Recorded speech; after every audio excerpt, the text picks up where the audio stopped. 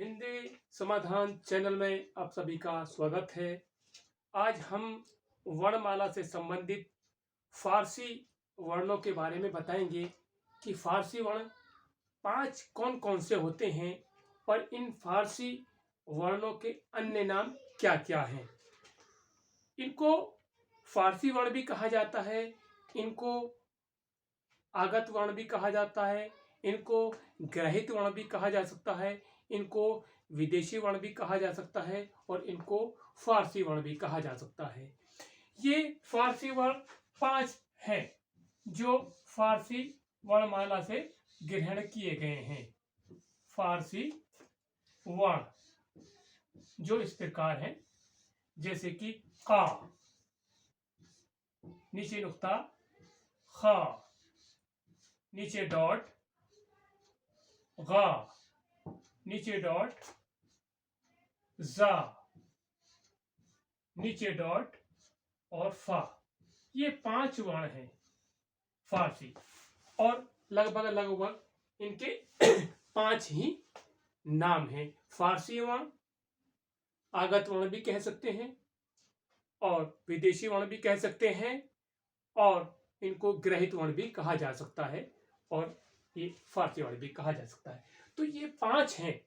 अब इनकी हमारी हिंदी वर्णमाला में क्यों आवश्यकता पड़ गई लेने की या ग्रहण करने की? वो इसलिए पड़ गई क्योंकि जो फारसी या उर्दू के शब्द होते थे, जैसे उन शब्दों का उच्चारण उन भाषा में होता था, वैसा हिंदी में जब वे शब्द आ जाते थे उनका उच्चारण वैसा हम नहीं कर पाते थे। तो बहुत से ऐसे शब्द हैं, जैसे कि जुल्म है तो हम जुल्म बोलते थे, तो ये वाला जा हमने फिर ग्रहण किया। जैसे कि कलम है, हम कहते थे कलम, तो फिर हमने ये ग्रहण किया, है ना। जैसे हम कहते हैं खत, है ना, बोलते थे हम खत, तो और लिखते थे हम खत, तो ये वर्ण का प्रयोग हुआ। इस प्रकार हमने कहा जुल्म, तो ये वर्ण दिया। हमने कहा फन, फन फन जैसे फनकार होता है, तो ये वर्ण लिया। तो ये जैसा उच्चारण उनकी भाषा में वैसा किया जाता था वहां पर, वैसा हिंदी वर्णमाला में या हिंदी भाषा में जब वे शब्द आ जाते थे तो उनका उच्चारण वैसा नहीं हो पाता था।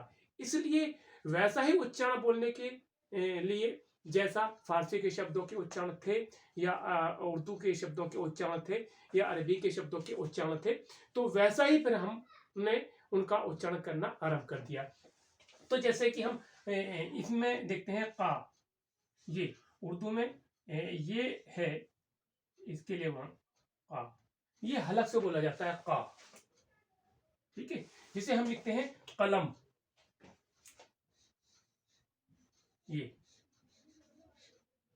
कलम, ये ओरिजिनल शब्द है जो इसके द्वारा लिखा जाएगा।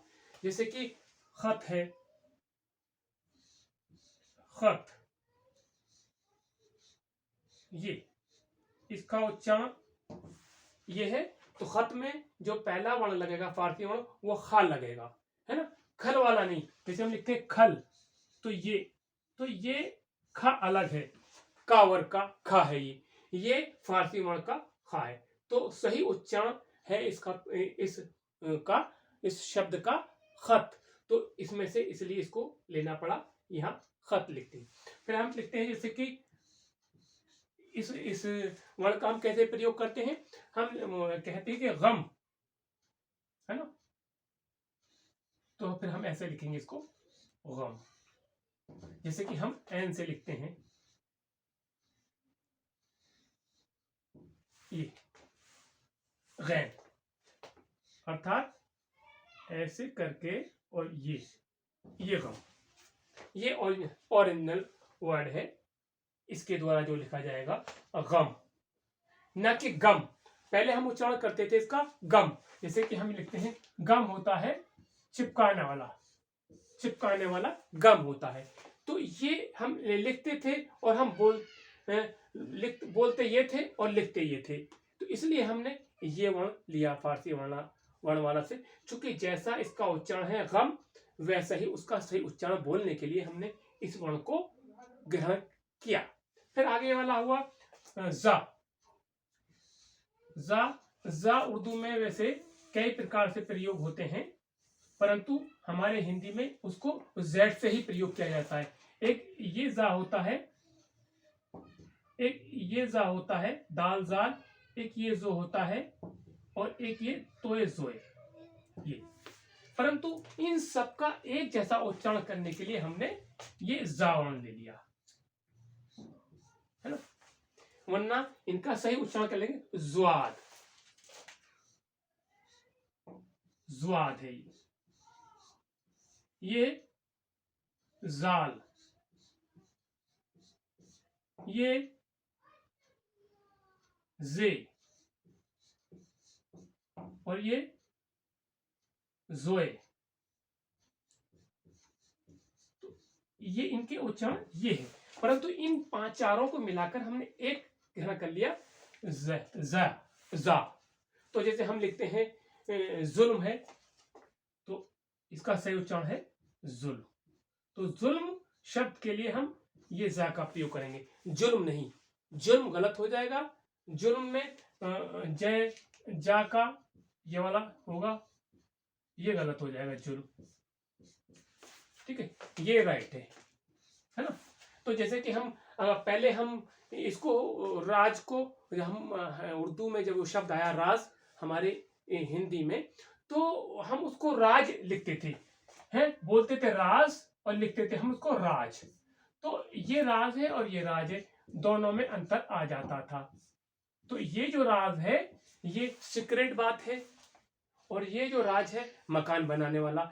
तो हम जो बोलते थे वो लिखते गलत थे, हम कहते थे राज राज, तो वो हमारे जो हिंदी वर्णमाला में जो वो शब्द आया वो आया राज, और हम लिखते थे ऐसा राज। तो इसी आधार पर हमने फिर ये फारसी से वर्णमाला से लिया जा।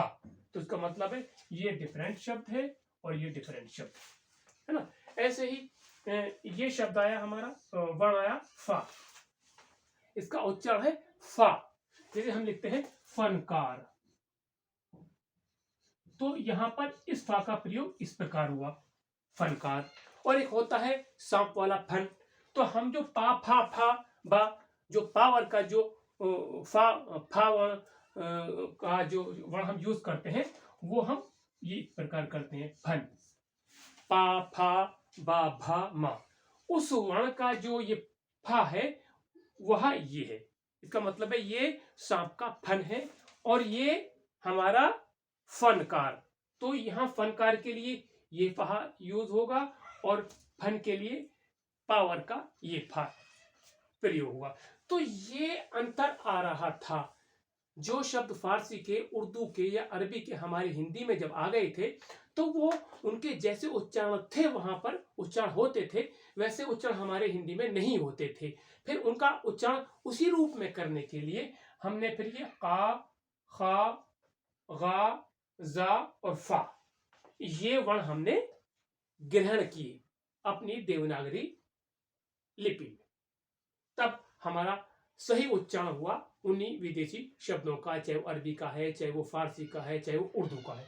जैसे कि हमने ये कलम लिखा, ऐसे लिखा जाता है? अगर हम ऐसे लिख देंगे कलम इस शब्द को, तो ये शब्द गलत हो जाएगा, है ना। तो इसको हम अगर ऐसे लिख देंगे खत, तो ये गलत हो जाएगा, ये राइट है। अगर इसको हम ऐसे लिख देते गम, तो ये गम तो चिपकाने वाला हो जाता है गम, परंतु ये इसका प्रयोग गम के रूप में होता है, ये ठीक है ना। जैसे ये है जुल्म है या जालिम है या अजीज है और अन्य नाम है, तो इसके लिए ये प्रयोग होगा जुल्म, जुल्म नहीं जुल्म, अजीज अजीज नहीं, जफर जफर नहीं जफर, तो इसका प्रयोग होगा, है ना। ऐसे ही फा है ये फनकार, तो हम फनकार नहीं कहेंगे, तो फा कहेंगे तो फा ये हो जाएगा। तो फनकार सही लिखने के लिए इस फा का प्रयोग होगा।